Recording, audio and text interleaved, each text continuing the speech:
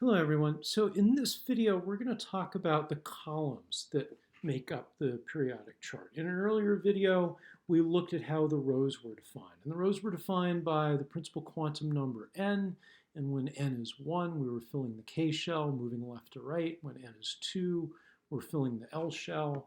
And when we get out here to the other side of the periodic chart, then these fellows over here, the noble gases, those represent these filled outer shells. And when those outer shells are filled, they don't bond very readily to other kinds of atoms, and we refer to those as the noble gases over here. But if you notice, we still have these big gaps that are somewhat still left unexplained from the previous video. We have this huge gap between hydrogen and helium. And then we've got this smaller but still significant gap as we go from beryllium to boron. And then that gap is now filled when we get down here. So what's going on with these columns and these rows in the periodic chart? Well, to understand that, we have to understand something about electron orbitals. So the electron shells, let's take a look at the Bohr model again. We've got a nucleus, and we have a K shell, and an L shell, and an M shell, etc.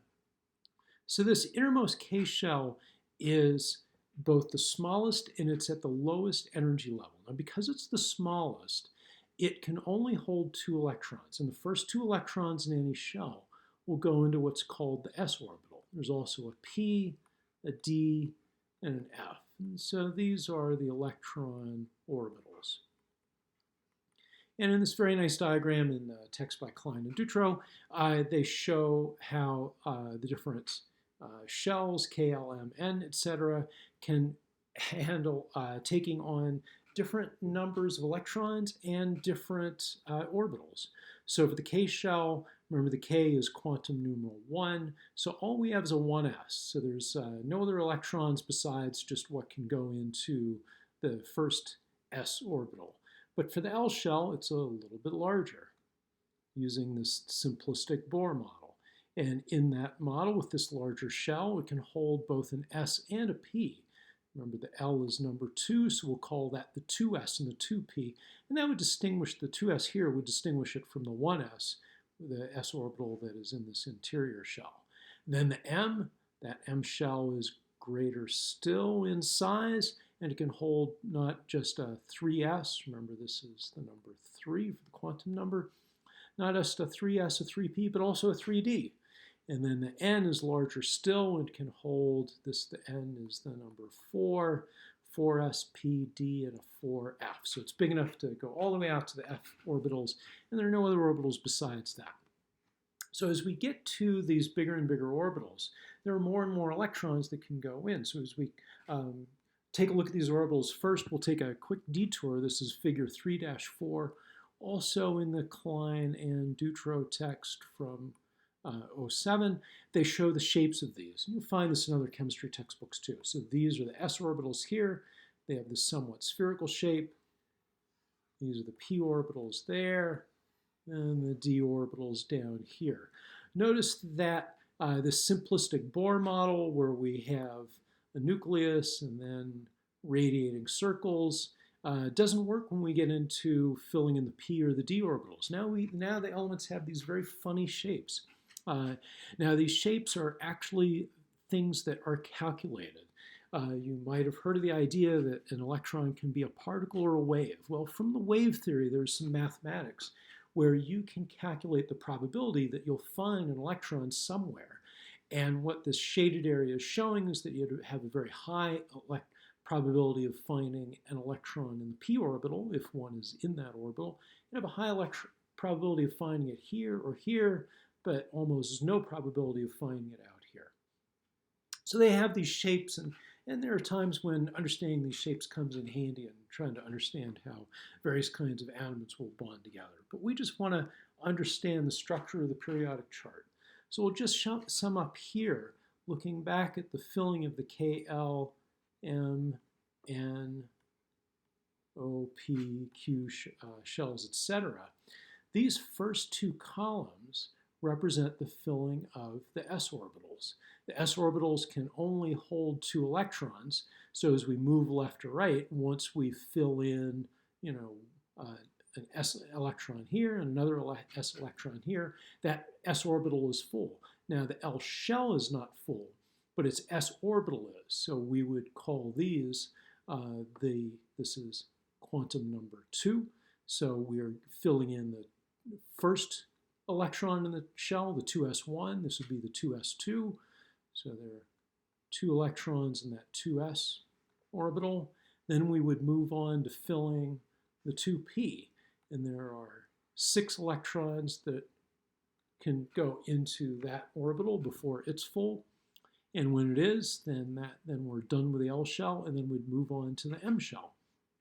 The M shell here, we'd fill in the 3s electrons, and then we'd fill in the 3p.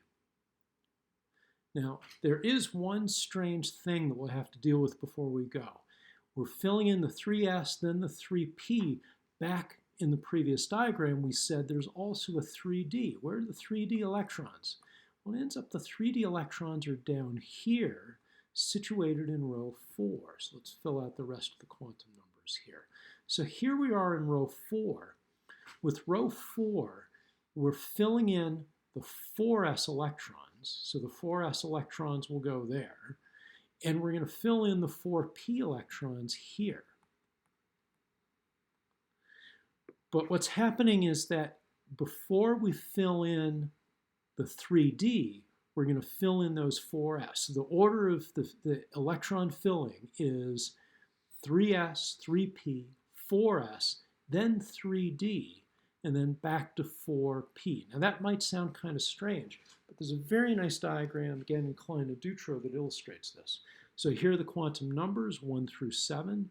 So the K shell, this is the 1s orbital. That's all that the K shell can hold, so there's nothing else to show here. We're plotting energy from low up to high.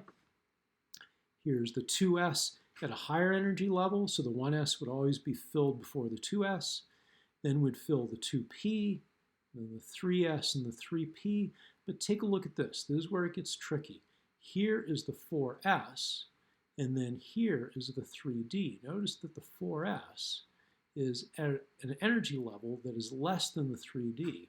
So if we're going to add electrons into an atom and we're going to fill the lowest energy levels first, we're going to have to fill that 4s before we start on the 3d.